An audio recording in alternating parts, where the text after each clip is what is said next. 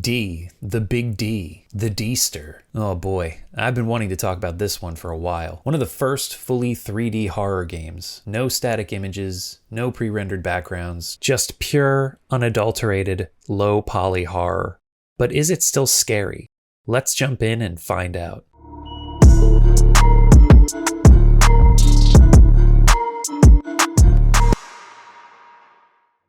D was developed by Warp, released in 1995 for the 3DO, the PlayStation, the Saturn, and a year later for MS-DOS. It was the brainchild of Kenji Eno, the original video game auteur. Eno was an interesting fellow. Besides video games, he was also an accomplished musician and would often write the music for his games. The guy also had a reputation for being volatile and just a little bit of a badass in the games industry. So ballsy that at a 1996 press conference held by Sony, he started the reveal of one of his games with the PlayStation logo slowly morphing to that of the Sega Saturns to show his allegiance to Sega's console. On another occasion, he and other members of Warp made a video where they sung a song together about how good their new game was and how great their company was, before violently throwing a plushie of Moo Moo to the ground. Moo Moo was the mascot of Sony's Jumping Flash, which was a pretty popular release at the time. Giga Chad doesn't even begin to describe him. Unfortunately, there's no surviving footage of any of these events. They're just tales passed down through the annals of internet history. Aside from his showmanship,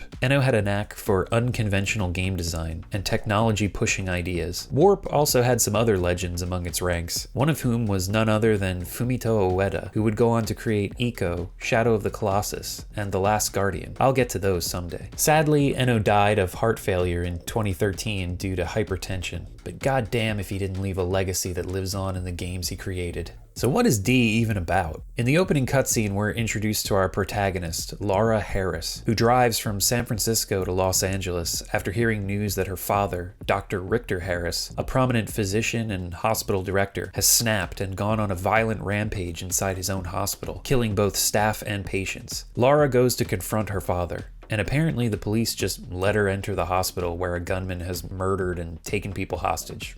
Alright. Laura is horrified by the carnage her father has caused, and upon venturing deeper into the hospital is confronted by a strange gelatinous shape, which swallows her and transports her to a mysterious mansion. After tripping on some psychedelic bug juice or whatever, she sees a vision of a family at a dinner table, and is contacted by the disembodied voice of her father, telling her that she's entered a world of his own creation, and must go back before the path to the real world is closed off. Unfortunately, it's already too late for that. So Laura continues onward to find her father and get to the bottom of this mystery. Already we can see some of the design philosophies that Eno is going for on display in the opening moments of D. A surreal horror story, a focus on adventure game elements, and a dash of graphic violence to spice things up. In another absolute Chad move, Eno was sure the violence and cannibalism depicted in D's story would be deemed too graphic by censors, so he submitted a clean version for approval, then deliberately delivered the master of the game late, and swapped the clean version out for the original, more violent version. Zero fucks given.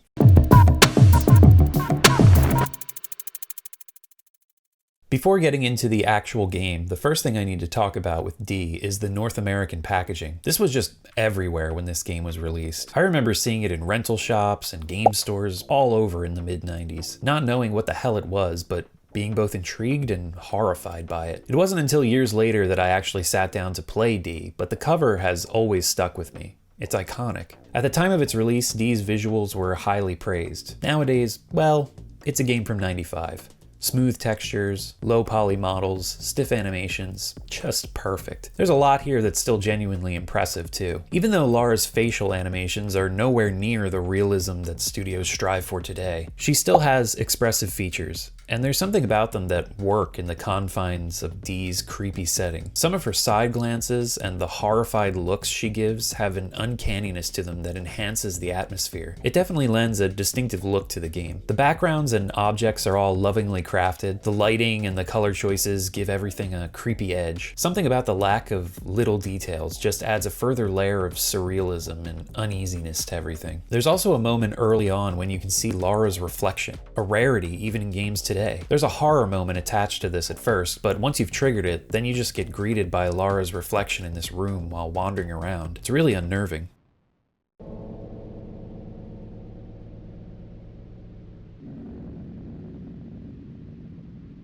The background music also lends to the foreboding atmosphere. When you first enter the castle, it's just this dull, slow, rhythmic pounding, and it really builds the tension as you trot around the opening area.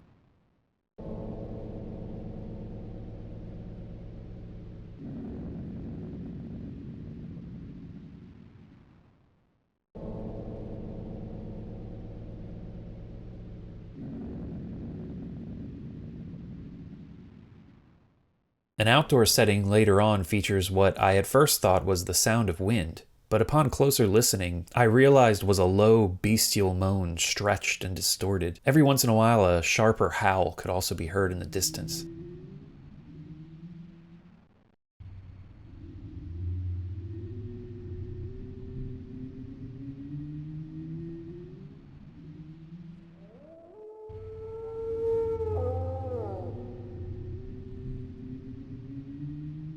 Even though there are no real enemies in the game, for the most part, the disturbing soundscape is enough to heighten the tension. It's a trick that's most well employed by the Silent Hill series, but you can see a proto-version of it on display in D. As far as the cutscenes go, which make up the majority of the game, they've got great cinematography, well framed with competent camera work. Eno definitely had an eye for film, though I will say there are a lot of jump scares. Too many jump scares. I get like a few peppered throughout, but almost everything that Lara interacts with turns into a surprise moment, and some of them don't make any sense, like the one in this dungeon room. Lara enters and sees a dead guy chained to the wall. Okay, fair enough. We can see that one of his arms is actually stuck through the wall, and on the opposite side is a box that we need to open. When you do open it, you get another jump scare when you see the dead guy's hand inside.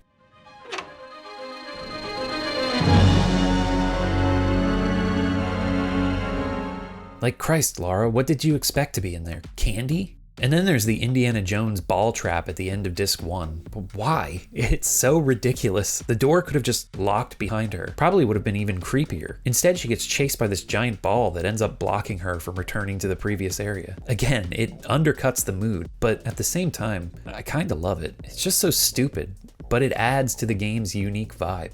There are also a few freak-out psychedelic flashbacks that are really different from the rest of the game, but they infuse a bit of color that makes them stand out. These scenes are also where most of the violence and cannibalism happen.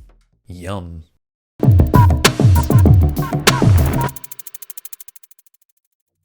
It's sort of hard to separate the presentation and gameplay segments of this video, really, since most of the interactions happen by triggering cutscenes. It's an FMV game with items to collect and puzzles to solve. You have a simple inventory that you cycle through, and you won't be holding onto items for too long before finding their use. A few of the puzzles might have you scratching your head, but there's nothing that's terribly difficult to figure out. It's more that they take a while to solve because of the slowness of the movement and the lengthiness of the FMVs. Lara walks at a painfully slow pace. Personally, I think this adds to the overall creepiness and kind of fits her character. You can imagine Lara ready to jump at any sight or movement, inching her way through this terrifying place. Luckily, you never have to walk too far in most parts of the game, but I could see less patient players being totally put off by this. And like I mentioned earlier, some of the cutscene interactions can be overly long. They simulated Lara bending down to open lower drawers and movements like that, which can slowly eat at your patience. The worst offender is this room in the second half of the game where you need to spin this device around to move the room and access different areas. D is a relatively short game, and you have a watch in your inventory that actually acts as a timer. You have a 2-hour time limit. If you take too long, it's game over. Honestly though, in all the times I've played this game, I've never run out of time. Even on a first playthrough, you should easily be able to get through it in an hour and a half at most. And even so, I'd say a quarter of your playtime will be spent in this room spinning this goddamn wheel around.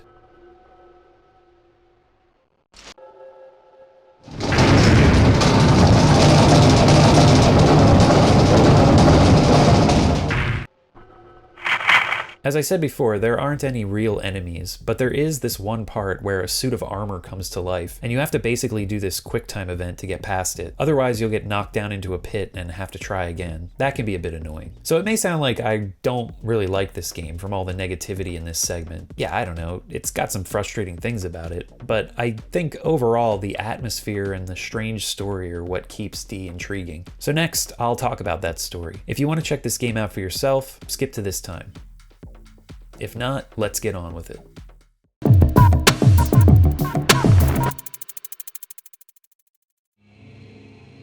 Laura, in our veins flows the blood of Dracula. Dracula. That's what the D stands for. Yeah, so as Laura makes her way deeper into the castle, she keeps getting contacted by her dad, who just will not shut the fuck up. Laura. Laura. Laura.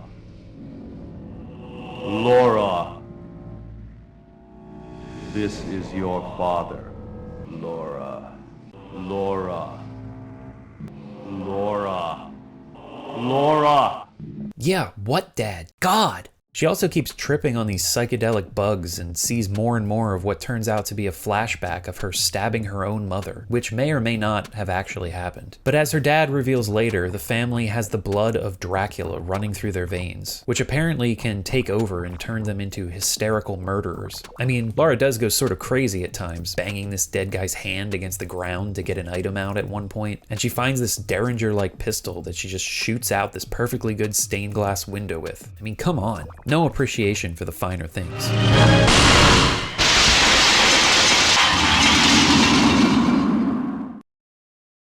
At the end of the game, we climb this surreal glass stairway, which is honestly one of the most haunting moments in the entire game.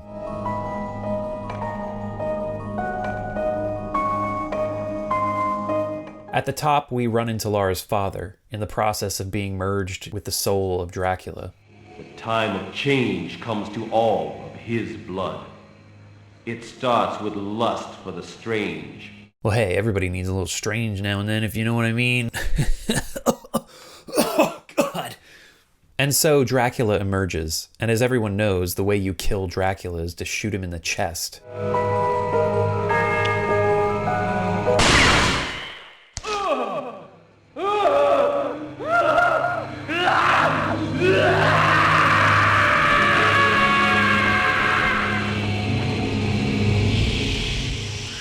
Laura kills her father, preventing Dracula from being reborn, and in his final moments he becomes himself again and tells her he loves her.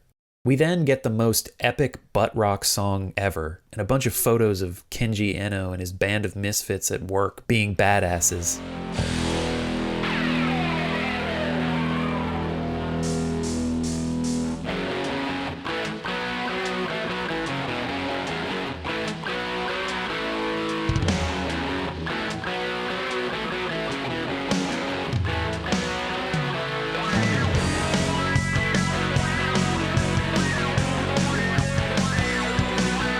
Best video game ending ever.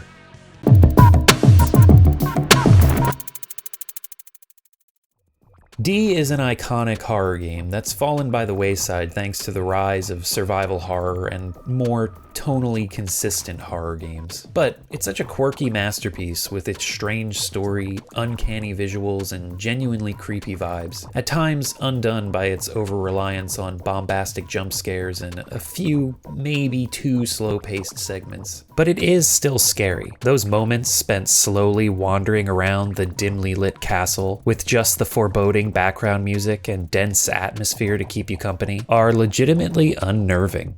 Overall, D is great, and it's available on Steam, the DOS version, so you'll have to contend with DOSBox emulation, but it's still highly playable. This isn't the end of my Kenji Eno appreciation either. Next time I'm going to look at D's sequel that has absolutely nothing to do with the original, either in story or game genre. So subscribe if you don't want to miss out on that one. And leave a like or a comment if you made it this far. Anyway, thanks for watching. D, check it out. Dungeon Chill. Out. ゲームクリエイター、飯野健二さんです。どうぞお入りください。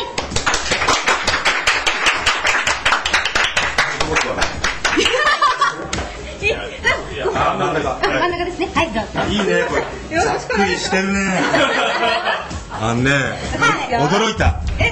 ざっくりしてる感じに。こんなざっくり感他ではありえないでしょ。仕事しようと思って深夜ファミレスに行ったら、なんかね、女子大生のテーブルの横に座っちゃった感じ。